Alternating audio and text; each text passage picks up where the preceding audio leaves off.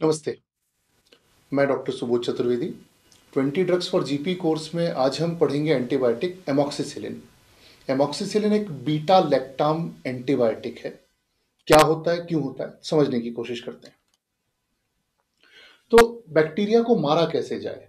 हमेशा से ही हम सोच रहे हैं, भाई बाहर हो तो आप उस पर डेटॉल छिड़क दो और मर जाएगा, लेकिन डेटॉल पी तो नहीं सकते। तो हमें कोई भी ऐसी चीज खोजनी पड़ेगी जिसे हम खा लें या हम पी लें या हम आईवी लगा लें और हमें कुछ ना हो लेकिन बैक्टीरिया मर जाए।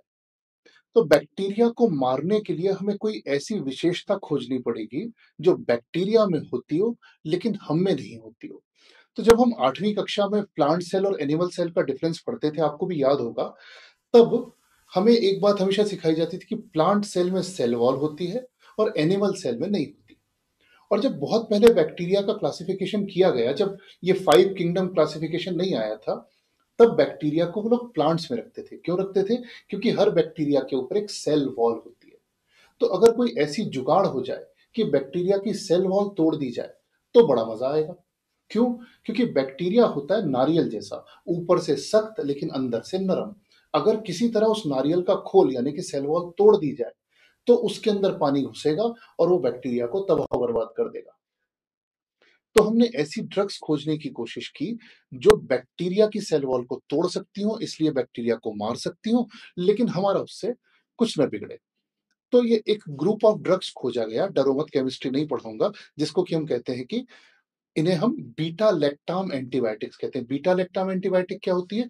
ये हर एंटीबायोटिक में ये एक रिंग जैसी होती है जिसको बीटा लैक्टाम रिंग कहते हैं। फिर से समझो, केमिस्ट्री की कोई जरूरत नहीं है, हमें सिर्फ काम की चीज याद करनी है। कैसे? कि ये एक एंटीबायोटिक है, बड़ी कॉम्प्लिकेटेड दिखती है, पर इसको मेरी नजरों से देखने की कोशिश करो। इस एंटीबायोटिक में एक घर है और एक जेल है। ठीक है? जेल का काम है कि वो बैक्टीरिया को जाके पकड़ लेती है। जैसे ही बैक्टीरिया उस जेल में जाता है, वैसे ही बैक्टीरिया का दिमाग खराब हो जाता है, वो डिप्रेशन में चला जाता है और अपने ही घर को खुद ही तोड़ डालता है, अपनी सेल वॉल को खुद ही खत्म कर देता है। जैसे ही बैक्टीरिया की सेल वॉल टूटती है, हमारे शरीर की प्लाज्मा उसके अंदर जाती है और बैक्टीरिया पूरा पानी से भर जाता है और अंत में फट जाता है। यही तरीका है बीटा लैक्टाम एंटीबायोटिक के काम करने का। अब इस बीटा लैक्टाम में तरह तरह की एंटीबायोटिक होती है, चाहे आपके पेनिसिलिन हो, चाहे आपके सिफेलोस्पोरिन हो, चाहे आपकी पिपरासिलिन टेजोबैक्टाम हो, या यदि थोड़ा और डिफरेंट ग्रुप भी देखने जाए तो वेंकोमाइसिन भी बीटा लैक्टाम नहीं है, पर करती सेल वॉल पे ही काम है। तो किसी तरह से अगर आप सेल वॉल तोड़ दो तो बैक्टीरिया आपका मर जाएगा। तो ये बीटा लैक्टाम एंटीबायोटिक जो बिल्कुल पेनिसिलिन से शुरू हुई थी अलेक्जेंडर फ्लेमिंग के जमाने से, वो आज तक इसी तरीके से बैक्टीरिया को तोड़ती आ रही। पर क्या हुआ, बैक्टीरिया भी शाणे थे। तो जब नई नई पेनिसिलिन बनी तो बड़ी अच्छी चीज थी, ये सैनिकों को खूब दी जाती थी जो फौज में मर रहे होते थे, कि उनके घाव पक रहे होते थे, पेनिसिलिन देते थे, उसने हजारों लाखों जानें बचाई। लेकिन धीरे धीरे करके बैक्टीरिया शाणे हो गए। उनको समझ में आ गया कि ये जो जेल है ये हमें पकड़ लेती है और सेल वॉल को तोड़ देती है। तो उन्होंने अपनी सेल वॉल के दरवाजे पे कुछ सैनिक खड़े किए और उसका नाम रखा उन्होंने बीटा लैक्टामेज।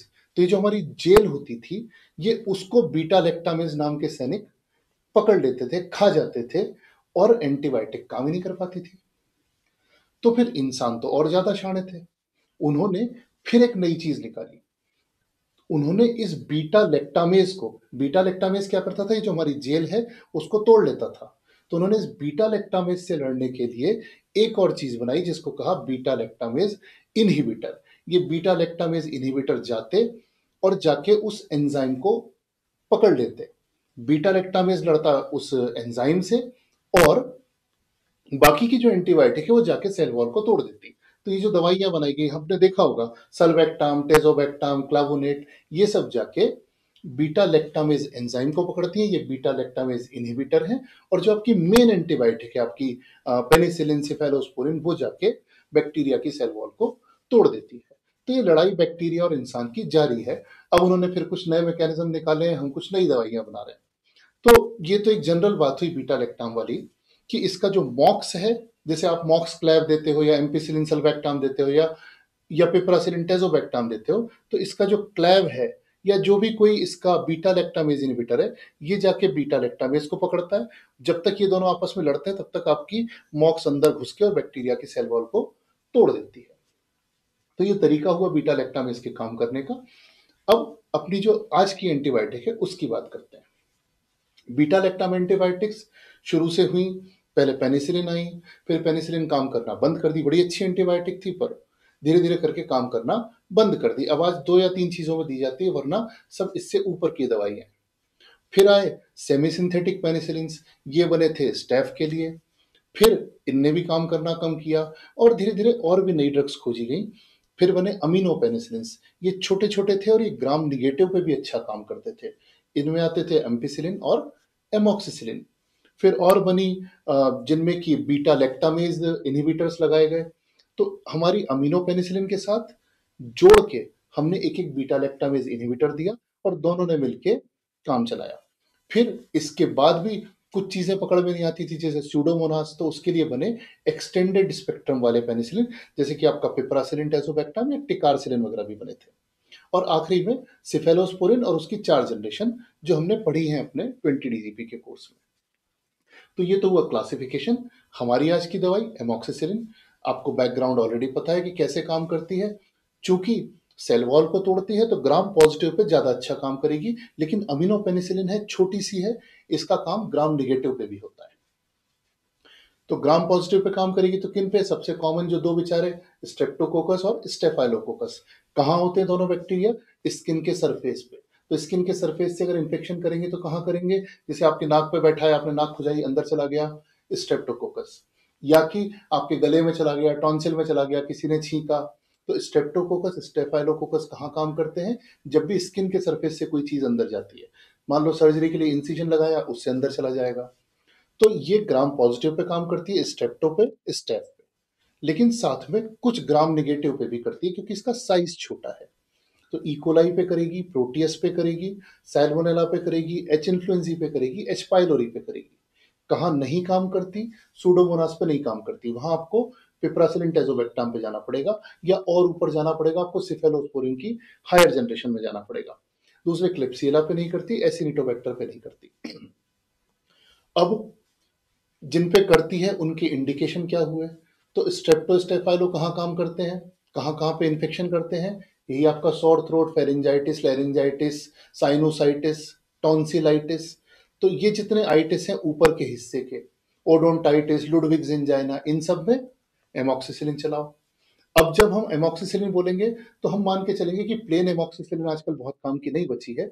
हम एमोक्सिसिलिन विद क्लेवुलिनिक एसिड के साथ ही देंगे। हम मॉक्स क्लेव, यानी कि जिसको हम कॉमनली ऑगमेंटिन कहते हैं, उसकी बात कर रहे हैं। तो अपर रेस्पिरेटरी ट्रैक्ट में bacterial pharyngitis, sinusitis, otitis media, tonsil के पास का एब्सेस, पेरोटाइटिस, यानी ये आपकी जो ग्रंथि सूज जाती है, सब में काम करेगी। डेंटल जितने इन्फेक्शन होते हैं, डेंटल जितने प्रोसीजर होते हैं, उसमें मॉक्स क्लेव सबसे अच्छी दवाई है।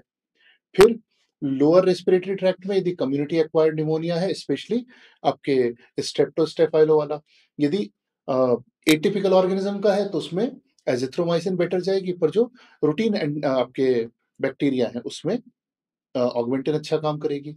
फिर बैक्टीरियल एक्सैकर्बेशन ऑफ सीओपीडी हो रहा है, उसमें अच्छा काम करेगी। फिर ऑब्स्ट्रेटिक सेप्सिस यदि किसी को हुआ है, क्योंकि प्रेगनेंसी में सबसे सेफ दवाइयों में से एक ऑगमेंटिन है। फिर स्किन और सॉफ्ट टिश्यू के इन्फेक्शन, जैसा मैंने बताया कि अगर सर्जरी का कट लग रहा है या स्किन फटी, ट्रॉमा हुआ, कोई भी बैक्टीरिया अंदर गया, उसमें सब में, कुत्ते ने काट लिया, बिल्ली ने काट लिया, इंसान ने काट लिया, हर उसमें आपको ऑगमेंटिन देनी है। फिर अगर अनकॉम्प्लिकेटेड यूटीआई है तो उसमें भी ऑगमेंटिन एक ड्रग ऑफ चॉइस हो सकती है। हालांकि ये अल्टरनेटिव है, पहला चॉइस हम यहाँ पे नाइट्रोफ्यूरेंटाइन का करेंगे। ठीक। तो इन सारे इन्फेक्शन में फिर से यूं याद रख लो कि जितने थ्रोट के सारे इन्फेक्शन है, सर्दी के सारे इन्फेक्शन है, से सेफ सा अगर न्यूमोनिया है, इस सब में आपकी ऑगमेंटिन काम करेगी। नहीं तो स्किन कट लगने वाले जितने इन्फेक्शन है उनमें काम करेगी। ठीक। प्री ऑपरेटिव में आप दे सकते हो, सिजेरियन के पहले दे सकते हो, पेरिनियल टीयर हुआ है, एपिजियोटमी कर रहे हैं, उस सब में आप ऑगमेंटिन यूज कर सकते हो। ठीक। डोज कितना देना है? सबसे अच्छी बात है कि one of the safest antibiotics में से एक है। इसको आप प्रेगनेंसी में दे सकते हो, इसको आप बच्चों को सेफली दे सकते हो, और आप लिवर डिस्फंक्शन में भी सेफली दे सकते हो। इवन रीनल डिस्फंक्शन में भी 50 से ऊपर का क्रिएटिनिन क्लियरेंस है तो आपको कुछ सोचने की ज़रूरत नहीं है। जब तक क्रिएटिनिन क्लियरेंस बिल्कुल आपका जीएफआर वगैरह एकदम बहुत ही कम नहीं हो जाए, तब तक इसमें फ़र्क नहीं पड़ता। और बहुत सीवियर रीनल डिस्फंक्शन में फिर आपको इसका डोज़ सेम रखते हुए इसकी फ्रीक्वेंसी कम कर देनी है। मतलब जो दिन में 2 बार देते हैं उसकी जगह 1 ही बार देनी है। बट देन अगेन वो अपने जीपी के लेवल की चीज़ नहीं है, अपन सिर्फ जीपी पे फ़ोकस करेंगे। तो मॉक्सक्लेव जिसको हम कहते हैं, वो 1.25 ग्राम बीडी या 625 टीडीएस देनी है ओरल। तो इस 625 का मतलब क्या हुआ? इसमें 500 मिलीग्राम एमॉक्सिसिलिन है और 125 ग्राम क्लेवोनेट है। फिर 1.25 जब है तो 1000 एमॉक्सिसिलिन और 250 आपका क्लेवरनिक एसिड। जब भी आप डोज की बात करते हो, जब आप कहते हो एमजी पर केजी में देना है कि 45 एमजी पर केजी पर डे देना है, तो 45 एमजी पर केजी किसका देना है? एमॉक्सिसिलिन कंपोनेंट का। क्लेवलिनेट तो केवल ऐड किया गया है। तो जब भी हम डोज की बात करते हैं कि भाई अगर कहीं पे आपको लिखा मिल जाए किताब में कि एमॉक्सिसिलिन का डोज है समझो 20 एमजी पर केजी बीडी, तो 20 एमजी किसका? एमॉक्सिसिलिन का। ठीक है? उससे कैलकुलेट करेंगे। तो मॉक्सक्लेव 1.25 ग्राम बीडी या तो ओरल देना है या प्रेफरेबली 625 मिलीग्राम टीडीएस देना है। ओरल में ये डोज कम रहता है, आईवी में ज्यादा देना पड़ता है। आईवी में इसको आपको देना है 1.2 ग्राम 8 आवरली। अब कहाँ ओरल कहाँ आईवी आपको भी समझता है। जो चीजें आप ओपीडी बेसिस पे ट्रीट कर रहे हो उसमें आप ओरल दे दो। जहां आपको भर्ती करना पड़ रहा है, कॉम्प्लिकेटेड हो गया है, कुछ यूटीआई है या सिजेरियन है, ऐसा कुछ है, तो आप उसमें प्रेफरेबली आईवी दोगे। बच्चों में जैसा मैंने बताया 15 से 20 मिलीग्राम पर किलोग्राम बीडी, पर 15 से 20 मिलीग्राम किसका? एमॉक्सिसिलिन कंपोनेंट का। उसके पैरेलल में जितना क्लेवनेट आएगा वो तो आएगा ही आएगा। ठीक। साइड इफेक्ट इसके कुछ ज्यादा नहीं है। कुछ लोगों को इससे डायरिया होता है। अगर डायरिया है तो आप इसके साथ में प्रोबायोटिक्स दे सकते हो, लैक्टोबैसिलस दे सकते हो, स्पोरोलैक दे सकते हो। कभी कभी ज्यादा भी डायरिया होता है, उसमें आपको बंद करनी पड़ जाती है एंटीबायोटिक और चेंज करनी पड़ती है, पर मोस्टली टॉलरेबल होता है। तो एक होता है डायरिया, दूसरा पेनिसिलिन ग्रुप के सारे जो एंटीबायोटिक्स हैं उनसे कभी कभी स्किन एलर्जीज या रिएक्शंस होती हैं। अगर किसी को पेनिसिलिन से एलर्जी है तो उसको एमॉक्सिसिलिन नहीं देंगे, तब हम किसी दूसरे ग्रुप ऑफ ड्रग्स में जाएंगे। तो बहुत ही मिनिमम से साइड इफेक्ट है। बाकी जो कॉमन हर एक में होते हैं कि नौशिया, वॉमिटिंग एंड ऑल, वो तो वैसे भी कॉमन ही है। तो आज हमने एमॉक्सिसिलिन पढ़ी। इसी तरह से हम 4 या 5 एंटीबायोटिक्स पढ़ेंगे, कुछ स्किन की पढ़ेंगे और कुछ गायनिक की ड्रग्स पढ़ेंगे। तो ये हमारी 20 ड्रग्स की लिस्ट कंप्लीट होगी। इसके अलावा जो हमारे थोड़े से एक्सप्लेनेटरी लेक्चर्स हैं इस कोर्स में, वो भी आपने देखे हैं। इस सब का जो फीडबैक है वो आपको डालना है डिस्कशंस ग्रुप में। आपकी ऐप में एक डिस्कशंस वाला फोरम है, उसमें डालेंगे लेक्चर कैसा लगा, या आगे कोई चीज पढ़ाऊं तो उसमें आप क्या डिफरेंट चाहेंगे। फीडबैक का वेट करूंगा। मिलते हैं।